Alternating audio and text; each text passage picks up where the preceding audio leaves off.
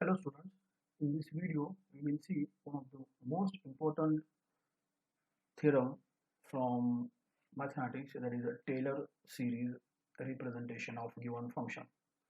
Alright, so we will start with tangent. So what is a tangent?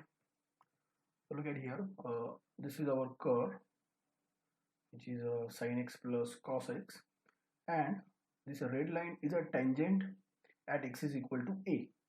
Okay, so it will be tangent at this point. The point will be a comma f of a, right? So what is it? So first thing, tangent is a straight line, right?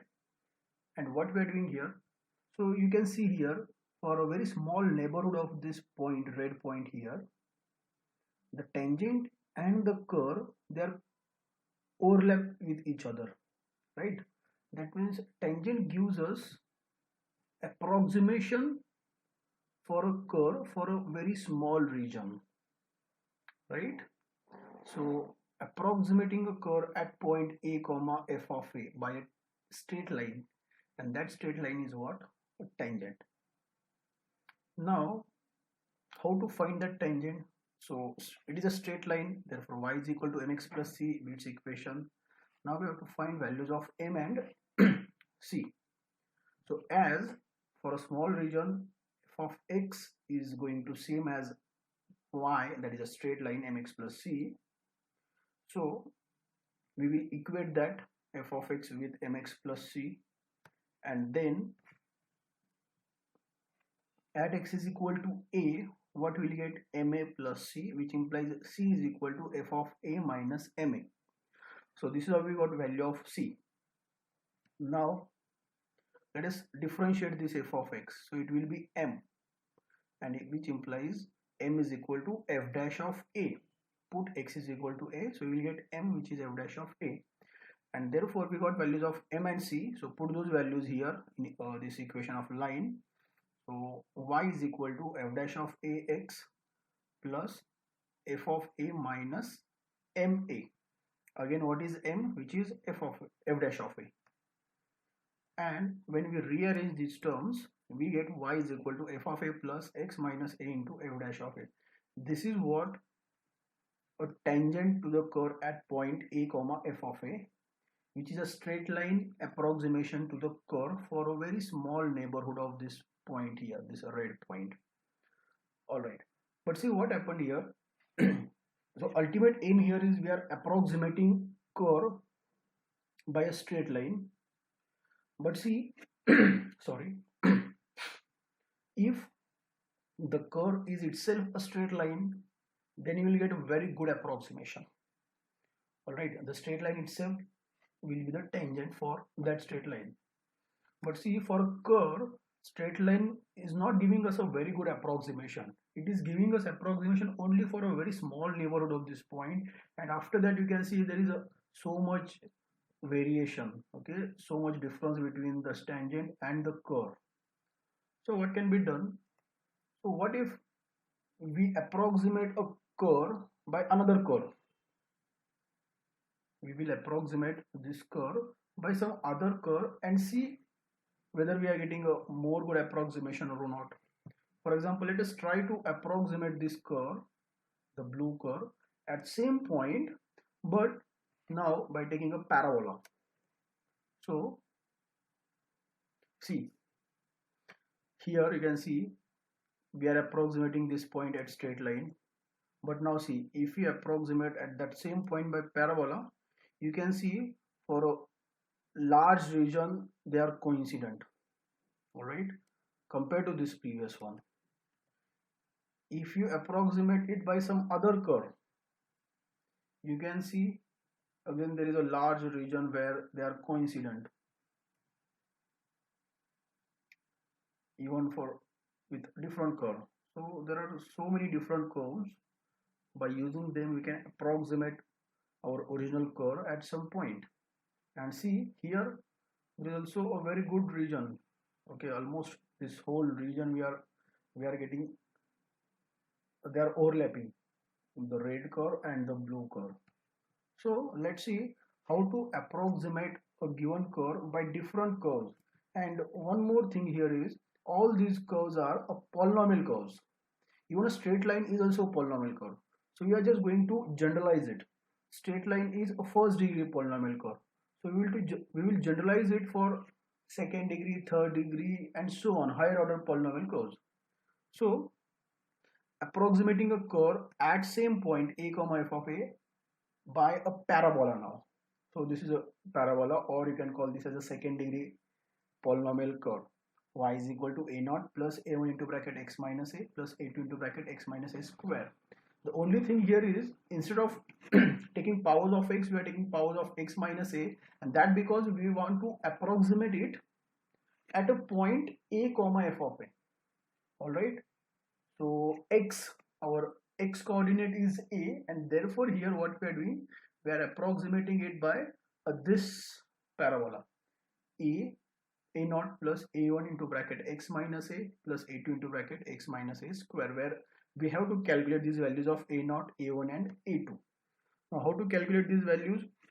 So same technique that we use for tangent, that we are going to apply here. So first, for a small region, f of x and this y will be coincident. So let us assume that f of x is equal to this for that small region, and then first let us find value of a naught by putting x is equal to a. So when you put x is equal to a here, this left hand side will become f of a, and the right hand side, the last two terms will vanish and only will get a naught. So value of a naught is f of a.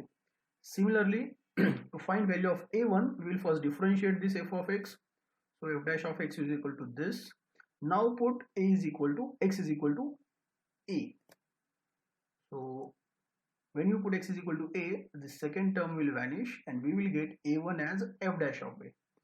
Similarly, now to find value of a2, again differentiate this f dash of x, we will get f double dash of x is equal to 2a2.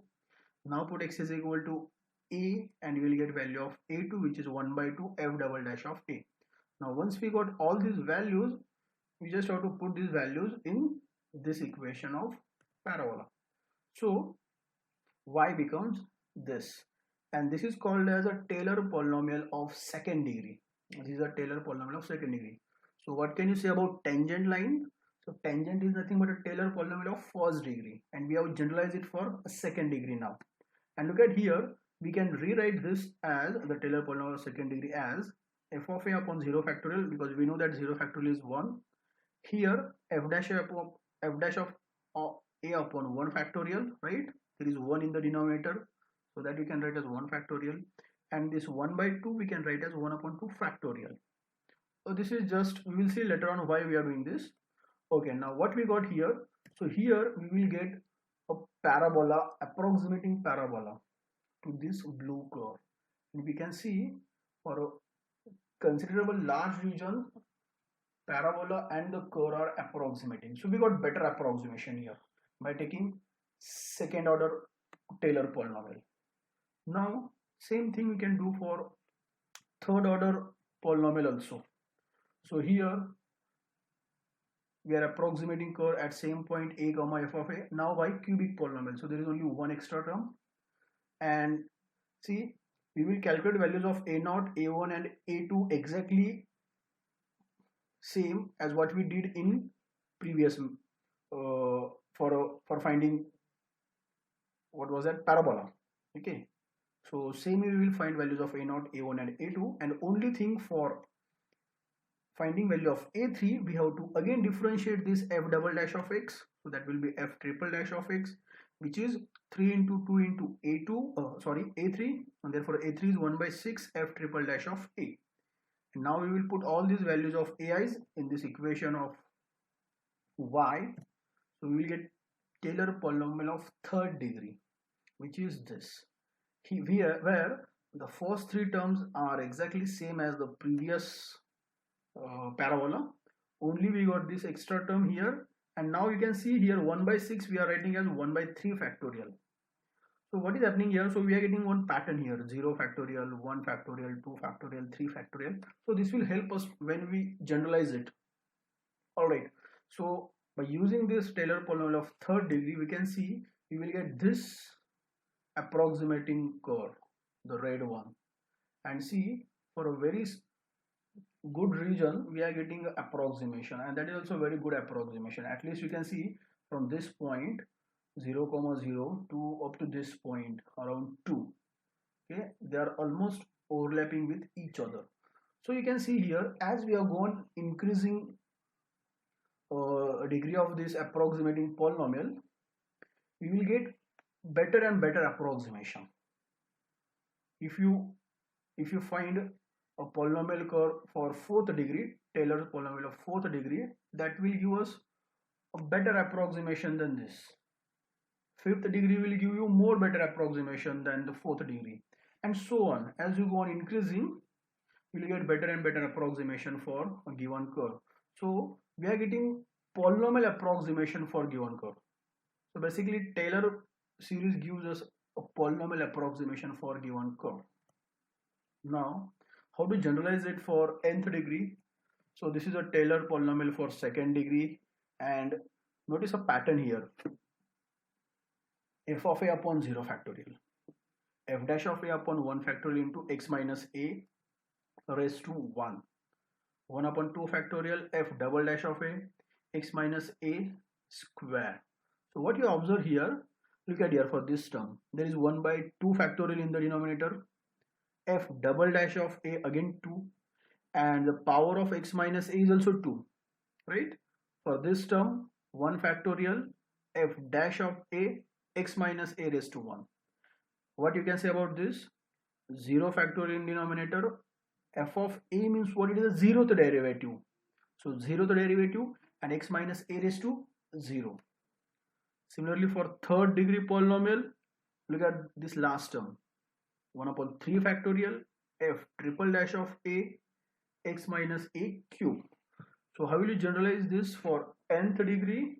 So Taylor polynomial of degree n is this, where we will continue this summation up to 1 upon n factorial, because for third degree we go up to 1 upon 3 factorial. So same way for nth degree, it is 1 upon n factorial, nth derivative of f at a into x minus a raised to n, which you can write in this form: summation k varies from 0 to n, kth derivative of f at a upon k factorial into x minus a raised to k. And this is what Taylor polynomial of degree n. All right, so this will give us a polynomial approximation, nth degree polynomial approximation for given curve, where this n is a natural number. And see, as we go on increasing this n, we will get better and better approximation. So what will happen when that n tends to infinity? What if you take infinitely many terms? So here comes a Taylor series. We know that infinite sum is a series. So when you take that infinite sum, we call that as a Taylor series.